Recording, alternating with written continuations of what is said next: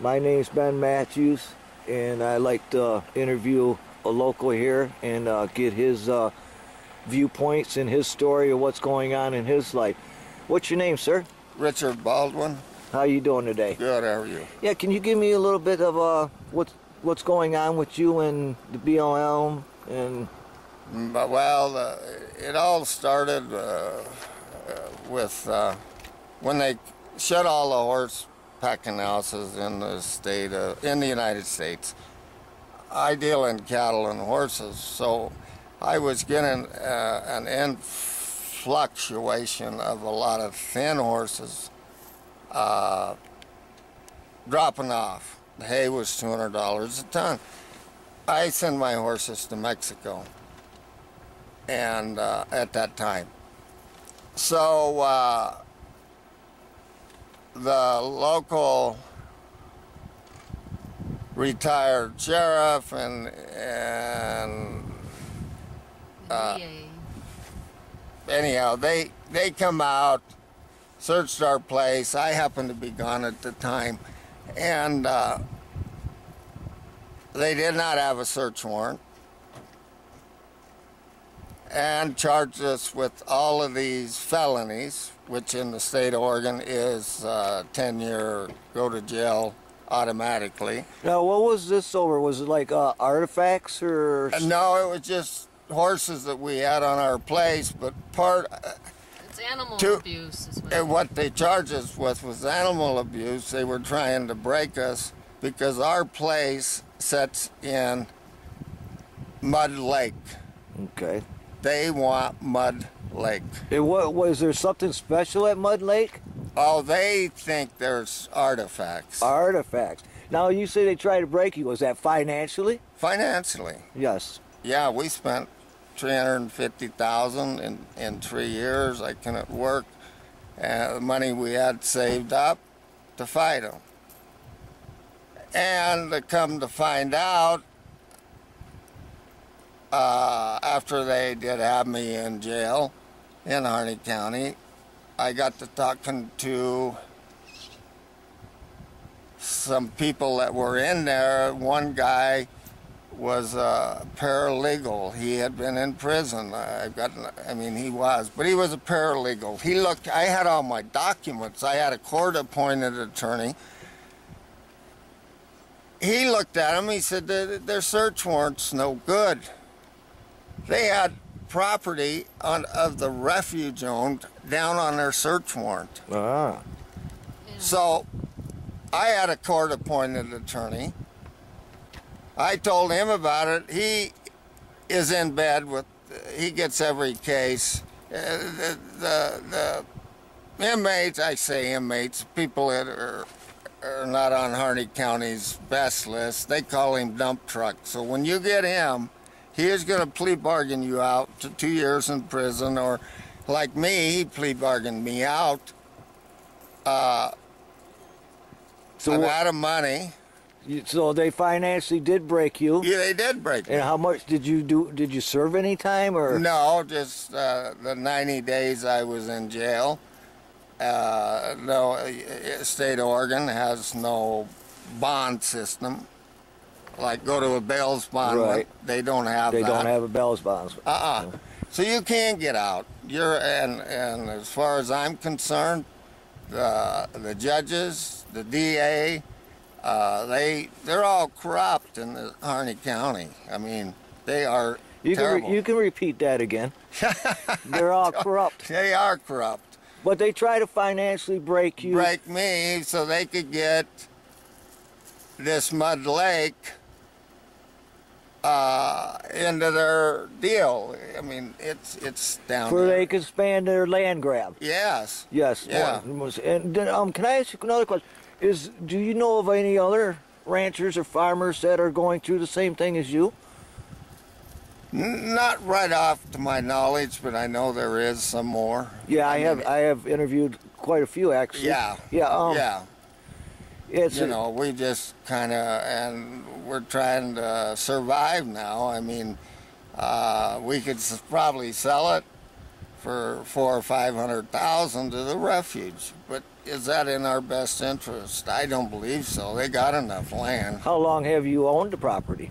Oh, probably, what has it been? 06. Since 06. 06. And like 2 weeks after we bought it, or let's put it between 2 weeks and 4 weeks, the refuge got approved to buy this property.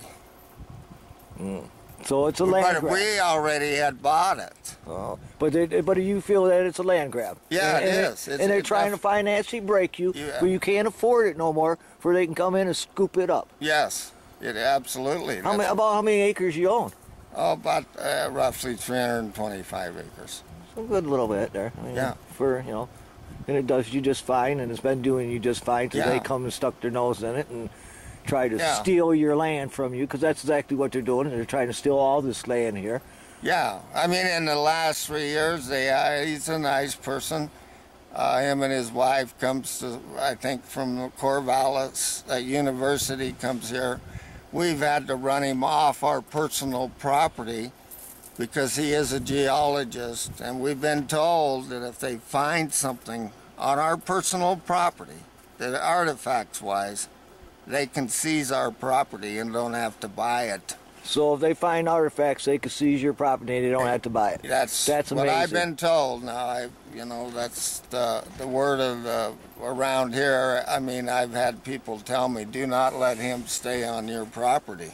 I mean, when he comes, ask him to leave. Be nice about it, but ask him to leave. And I've done that probably in the last 3 years. We've probably done it 6, 7 times. He's been there 6, 7 times. Oh, Didn't yeah. get it the first time. Oh, he asked keeps Liam. telling us that the refuge says that's their land. Go ahead and check for artifacts. It is not their land. They just keep doing it. I feel. What's your opinion of what's going on here? Are you? Well, I know what the answer to that is. Yeah, you're with it. big favor of it. Right. It needs the U.S. Constitution. A lot of people probably don't realize this, and I don't know what laws. We went to an individual group. It wasn't a lawyer in Oregon that would handle our case when we turned around to sue them. So we've spent 2 years doing this ourselves. We got a $112 judgment against Oregon, the sheriffs, everybody, and in Harney County. $112. $112 million. Oh, million. Okay. Yeah, I'm still corrected. Oh, excuse me. But anyhow, we can't collect it. Well, why is that? Well, we've been told we've got to hire a lawyer, go to federal court. We went into Oregon has their own insurance company. I can show you, write down how it works.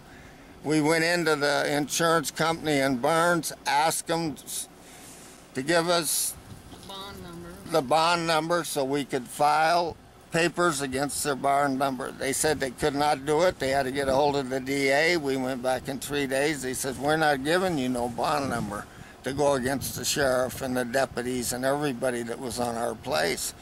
We're at a dead end until we find some kind of a lawyer that'll take it. Well, I might be able to help you out with that here in a minute. Okay. I'm going to talk to somebody, and hopefully I'll be able to give you a number to call. Okay. And see if we can't help you out with that. All right. Sounds great.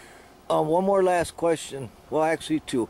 Well, the other one, the second one ain't really a question, because I noticed there's a difference between the townspeople, the farmers, and the ranchers. See, and a lot of people that are watching this right now don't understand that the townspeople don't have a clue, because they're in town, of what's going on out here. The second question I want to ask you is, what do you think of Sheriff Ward? You know, as far as Sheriff Ward,